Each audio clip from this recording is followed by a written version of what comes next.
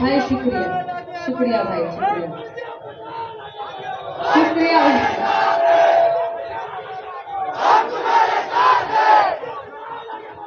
शुक्रिया भाई, जज़ाकल्लाह।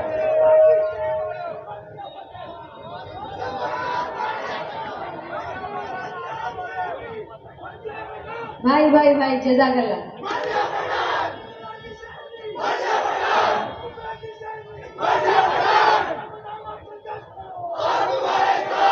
सब मिलकर संघर्ष करेंगे इंशाल्लाह। बहुत बहुत शुक्रिया मेरे भाई सारे के सारे। अस्सलाम वालेकुम।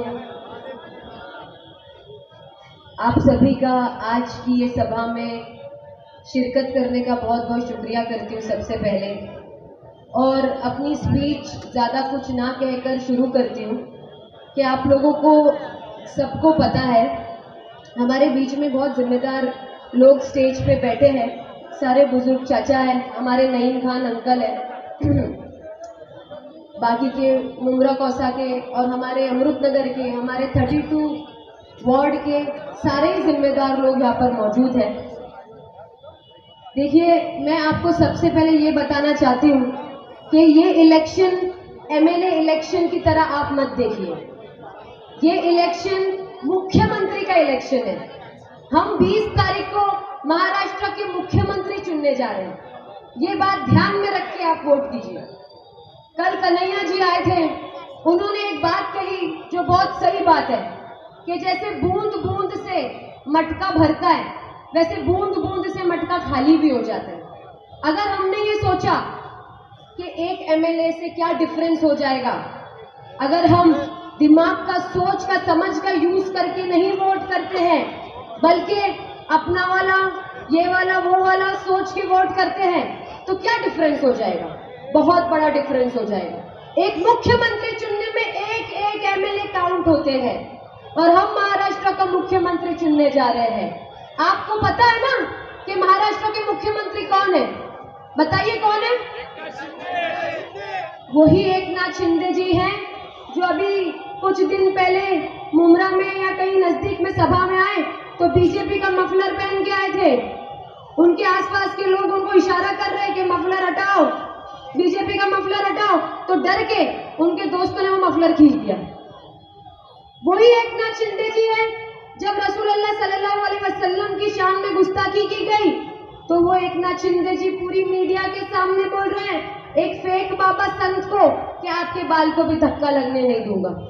वही एकनाथ शिंदे जी है जो विशालगढ़ में जब मस्जिद पे हमला किया गया तो उनका उसके खिलाफ कोई स्टेटमेंट नहीं आया। वही एकनाथ शिंदे जी है जिन्होंने चीटिंग से महाराष्ट्र में अपनी सरकार बनाई। देखिए, वही एकनाथ शिंदे जी हैं जो बीजेपी के साथ मिले हुए। 2.5 साल से जब से इन्होंने चीटिंग से तोड़ मरोड़ करके महाराष्ट्र में अपनी सरकार बनाई है, तब से इन्होंने महाराष्ट्र में भी वही हाल करने की कोशिश की गई जो हम पहले कभी सुनते थे कि यूपी बिहार में होता था। एक डर का माहौल, एक डर का माहौल बनाने की कोशिश कर रही है हमारे महाराष्ट्र में, जहां पर कभी भी ऐसा नहीं हुआ।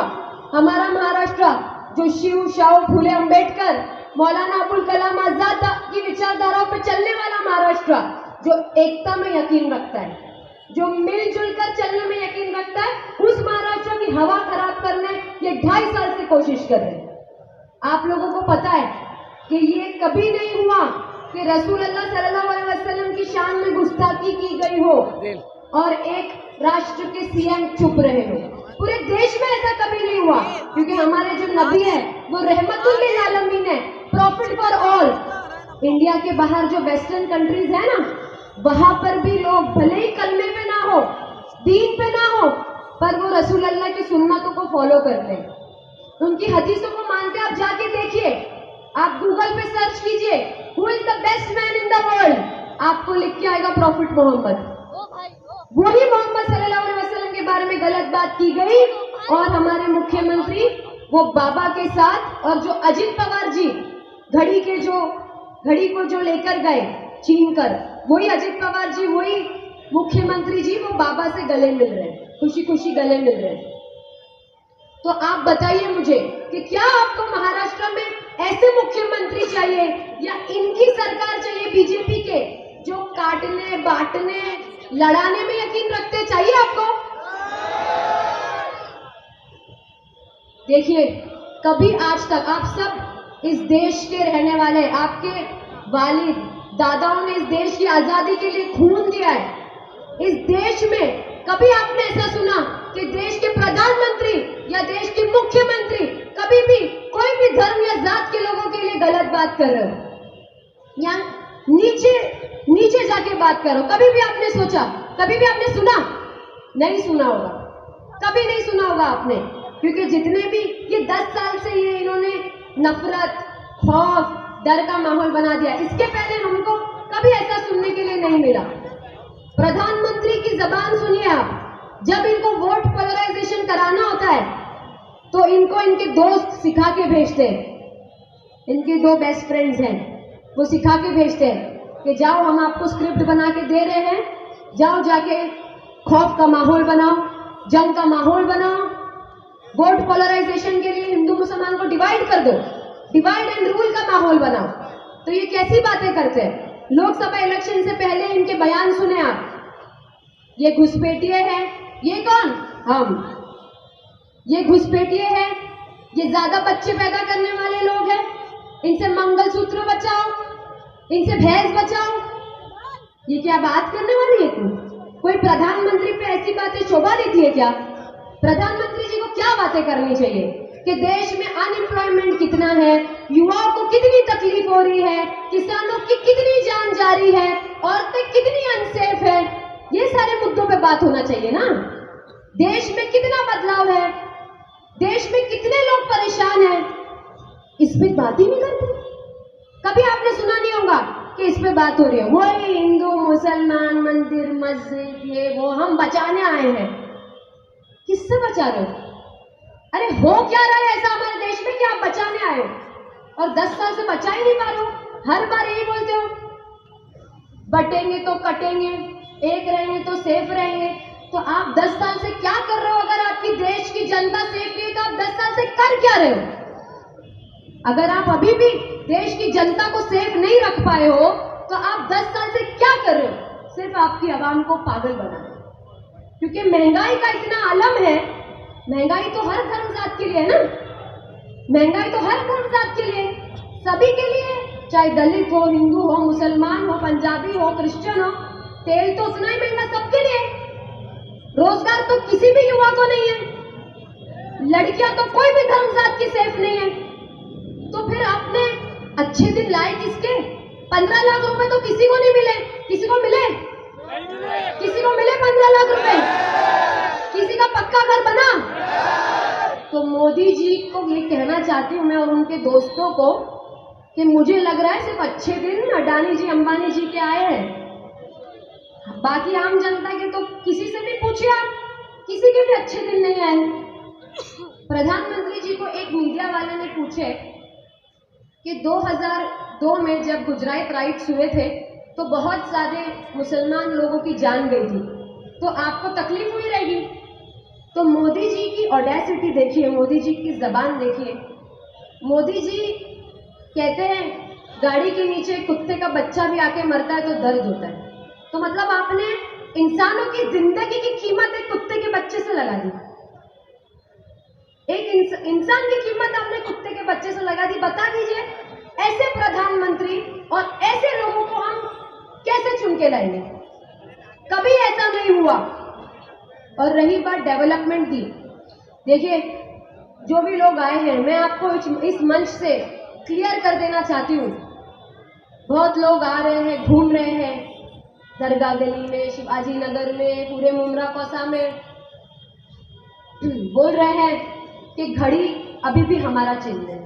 नहीं, पहले तो मैं आपको बता दूं कि पिछले 3 सालों में महाराष्ट्र की 2 बड़ी बड़ी पार्टीज टूट के अलग हो गई।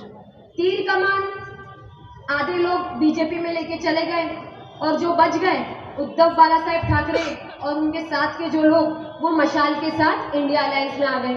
फिर शरद चंद्र पवार साहब की घड़ी जो उन्होंने बड़ी मेहनत से बनाई, वो उनके भतीजे अजित पवार जी लेकर चले गए और शरद चंद्र पवार साहब को तुतारी के साथ लड़ना पड़ा। तो इंडिया अलायंस के साथ जो निशानियां वो है तुतारी, मशाल, पंजा, समाजवादी पार्टी की साइकिल, और बीजेपी अलायंस के साथ है कमल, घड़ी और तीर कमल। तो ये चीज पहले आप समझ जाइए कि घड़ी का एक एक वोट आप मोदी जी को देने वाले हैं, घड़ी का एक एक वोट आप अमित शाह को देने वाले हैं, घड़ी का एक एक वोट आप योगी जी को देने वाले हैं। वही योगी जी जिन्होंने अभी एक हफ्ता पहले एक बयान दिया है जिसमें वो बोल रहे हैं, देखे बिहार यूपी में मैंने ऐसा माहौल कर दिया ना, ये मुसलमान एकदम सीधे हो गए, ऐसा माहौल कर दिया, अब ये रस्तों पे नमाज नहीं पढ़ पाते, इनको कटोरा लेके पाकिस्तान भेजो। फिर इनके ही एक लीडर नितेश राणे कुछ टाइम पहले बोल रहे हैं कि मस्जिद में घुस के मारूंगा। हम लोग पागल है क्या?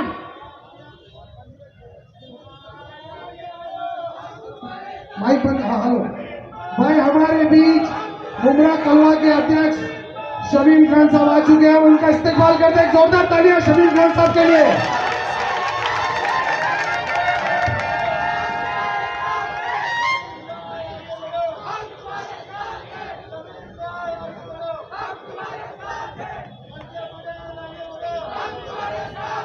भाई प्लीज स्पीच होने दो, अभी अब्बू जी की भी स्पीच सुननी है सबको, अब्बू जी की बात सुननी है, सब बेचैन है।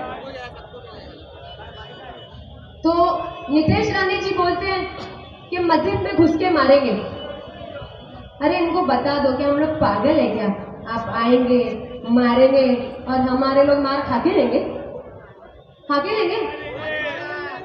तो ये बोलने की बातें, ये माहौल खराब करने की बातें। फिर बोलते हैं अभी कि 23 तारीख को, इतने छोटे से पर इनकी जबान इतनी लंबी है, इनकी पार्टी से कंट्रोल ही नहीं की जा रही है इनकी जबान।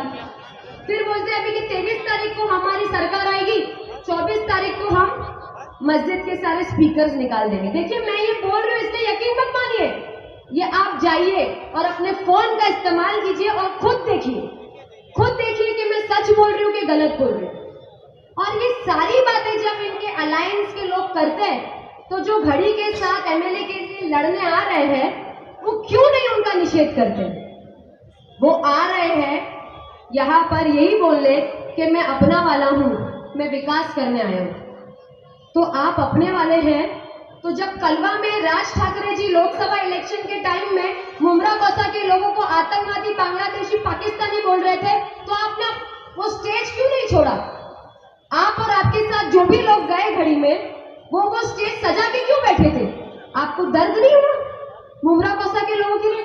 तभी भी आवाज किसने उठाया?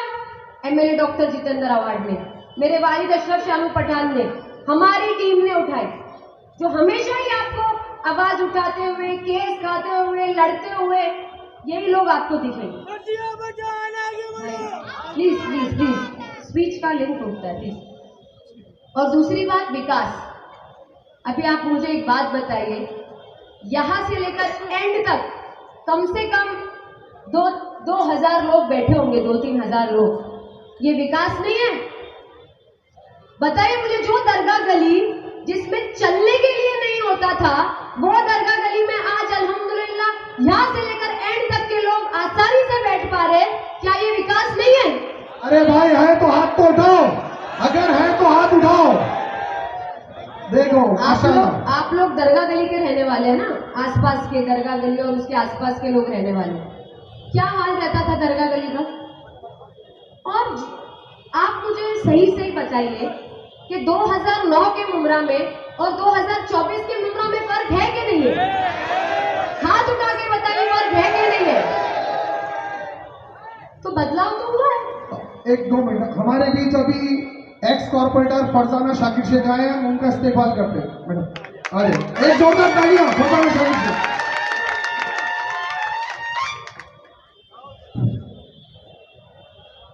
तो बदलाव तो हुआ है अल्हम्दुलिल्लाह, और बचा कुचा जो बदलाव है वो करने के लिए अल्हम्दुलिल्लाह हमारी टीम है। मेरे वालिद है अशरफ शानू पठान जी, मैं हूँ, शाकिर अंकल है, साकिब भाई है, मैशिर भाई है, नाजिम भाई है। अल्हम्दुलिल्लाह आपकी बेटी है, अभी करेगी बाकी का बदलाव सब साथ में इंशाल्लाह मिलके। बड़ों के शमीम अंकल है, नईम अंकल है, बड़ों की दुआ लेके, बड़ों के तजुर्बा लेकर के और यंग युवाओं की मेहनत के साथ इंशाल्लाह बाकी के सारे काम हम मुमरा कौसा के करेंगे इंशाल्लाह। मगर ये इलेक्शन जो है, ये कॉरपोरेशन इलेक्शन नहीं है, ये कॉरपोरेशन इलेक्शन नहीं है। जब कॉरपोरेशन इलेक्शन आएगा इंशाल्लाह मेरे वालिद ने क्या काम किए, हमारी टीम ने क्या काम किए जब कॉरपोरेशन चालू था तब, और जब पिछले 3, साढ़े 3, 4 साल से 3 साल से कॉरपोरेशन बंद है तो क्या काम हुए, वो सारे मुद्दों पे इंशाल्लाह हम आपसे बात करेंगे। मगर ये इलेक्शन विचारधारा का इलेक्शन है, पॉलिसी का इलेक्शन है और क्लियर कट बात है। उनकी विचारधारा है नफरत फैलाने वाली, गंदगी मचाने वाली, गाली देने वाली, फितने फैलाने वाली, और हमारी विचारधारा है एक साथ लेकर चलने वाली, मोहब्बत बांटने वाली, एकता बांटने वाली। पिछले 15 सालों में आपको कभी भी ऐसा लगा एमएलए डॉक्टर जितेंद्र आव्हाड के रहने के बाद कि मुमरा कौसा में कभी भी दंगे या झगड़े का माहौल हुआ हो? कभी भी आपको ऐसा लगा कि मुमरा का माहौल खराब हुआ है? एक लीडर को हम 2 ही चीजों पे चुन के लाते हैं, एक कि वो काम कैसा कर रहा है, दूसरा उसकी सोच क्या है, वो कौन सी पार्टी को बिलोंग करता है। और दोनों ही चीज अल्हम्दुलिल्लाह हमारे पास है, तो हम किसी और को चांस क्यों देंगे, और वो भी उनको जो बाहर से आए, क्यों देंगे? दोनों ही चीज हमारे पास है अल्हम्दुलिल्लाह। जितेंद्र आव्हाड और उनकी टीम जो दिन रात काम करती है, और दूसरी चीज सेक्युलर विचारधारा। आज की तारीख में सेक्युलर लीडर्स की हमें बहुत जरूरत है। इंडिया अलायंस की सरकार को जैसे महाराष्ट्र के लोगों ने लोकसभा इलेक्शन में सपोर्ट किया, मुझे पूरा यकीन है कि विधानसभा इलेक्शन में भी आप लोग उनका घमंड तोड़ेंगे। मुझे पूरा यकीन है कि विधानसभा इलेक्शन में भी आप उनका घमंड तोड़ेंगे ना। हर वो बेइज्जती के खिलाफ वोट देना है जो हर हम दूसरे दिन सुनते हैं। ये कभी दाढ़ी पे बात करते हैं, कभी एनआरसी सीए लागू करने की धमकी देते हैं, कभी अजान पे बात करते हैं, कभी बुर्खा बैन कराने की बात करते हैं, कभी वक्फ की जमीन छीनने की बात करते हैं, कभी शरीयत में दखल देते हैं, कभी मॉब लिंचिंग करते हैं, कभी हमारे चाचाओं को ट्रेन में मारते हैं। बताओ वोट देना है अब इनको? नहीं। या इनके दोस्तों को वोट देना है? नहीं। देखिए एक लास्ट चीज मैं आपको बोलूंगी जाने से पहले कि अल्लाह ताला को जब किसी का सच खोलना हो तो जरूरी नहीं है कि मर्जी आके आपको उनके बारे में सच बताए, या शानू भाई आके बताए, या दूसरे लोग आके बताए। अल्लाह ताला खुद ऐसे मामला बना देते हैं कि इंसान खुद अपने मुंह से अपनी असलियत बता देता है। कुछ दिन पहले जो घड़ी के कैंडिडेट है उन्होंने बीजेपी के और एकनाथ शिंदे जी के कुछ लीडर्स हैं, उनके साथ बैठकर अपनी जबान से बोला है कि मेरे पास तो तीनों ऑप्शंस थे, कमल से भी लड़ने का, घड़ी से भी लड़ने का और तीर कमान से भी लड़ने का, पर मैं घड़ी से इसलिए लड़ रहा हूं क्योंकि मुझे मुसलमानों के वोट चाहिए थे, क्योंकि मुझे कमील भाई के वोट चाहिए थे।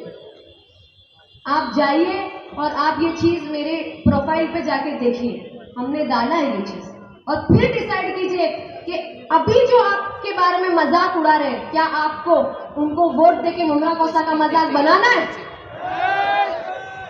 बस इतना ही आपको बोलूंगी कि देखिए मैंने पूरे प्रचार में एक चीज बहुत बोली हूँ, और आज की हमारी मुझे ऐसा लगता है कि ये सभा जो है स्टेज सभा, कल क्योंकि प्रचार सब बंद हो जाएंगे और 20 तारीख को हम मुमरा कौसा का मुस्तकबिल डिसाइड करेंगे।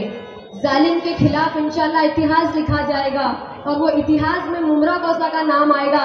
जैसे लोकसभा में मुमरा कौसा का नाम आया था, उसी तरह विधानसभा में भी इतिहास में मुमरा कौसा का नाम आएगा कि एक जालिम उभरने ही नहीं दिया। मुमरा कौसा ने इतने जबरदस्त तरीके से वोट किया। देखिए हमारे दीन में रास्ते से पत्थर उठा के फेंकना भी सवाब है, सदका है, बराबर ना चाचा, है ना? तो सोचिए महाराष्ट्र से इतनी बड़ी फितने को उठा के फेंकने का कितना बड़ा सवाब रहेगा, और वही सवाब में हमारा साथ दीजिए।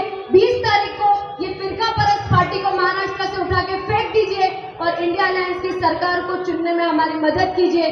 हमारे leader MLA doctor Jitendra award को चुन के लाइए, हमारे leader MLA doctor Jitendra award को चुन के लाइए, 1 नंबर बटन दबाइए और मुमरा कौसा में सेक्युलर आवाज गूंजे।